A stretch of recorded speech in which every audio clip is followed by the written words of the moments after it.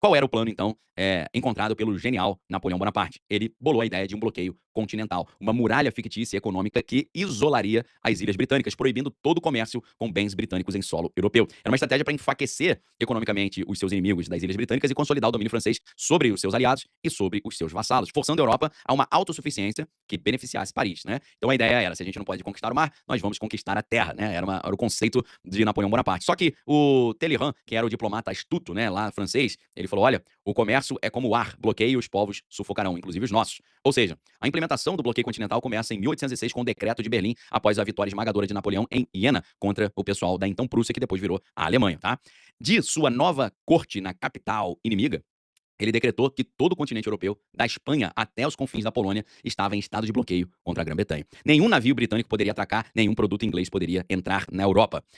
E o que ele disse? Então, o que Napoleão falou? Queimem tudo que cheire a Londres. E assim foi, né? Nas praças públicas de Paris e Hamburgo, pilhas e pilhas de seda, algodões, açúcares britânicos foram incendiados em fogueiras gigantescas, enquanto as multidões curiosas não entendiam nada do que estava acontecendo. Só que o decreto era apenas o início. Em dezembro de 1807 veio um outro decreto, o Decreto de Milão, endurecendo essas regras, né? O Decreto de Milão estabelecia que qualquer navio que tocasse os portos britânicos seria confiscado. E mercadorias coloniais, como o café e o tabaco, só poderiam entrar na Europa se não viessem das mãos inglesas. Então, Napoleão impôs um bloqueio aos seus aliados e vassalos com mão de ferro. Ele tinha colocado vários reis fantoches na Europa, inclusive o seu próprio irmão José na Espanha e Luís na Holanda receberam essas mesmas ordens, né? Ele disse para os seus próprios irmãos que governavam a Espanha e a Holanda: obedeçam ou pereçam, tá?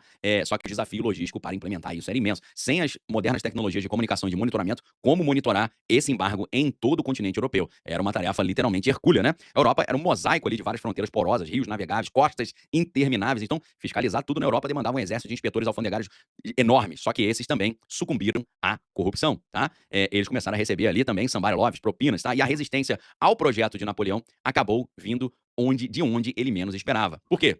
Veja a conexão com a nossa história. A gente está falando da França estabelecendo um bloqueio e Portugal virando um problema, e hoje a gente fala dos Estados Unidos estabelecendo um bloqueio e o Brasil virando um problema.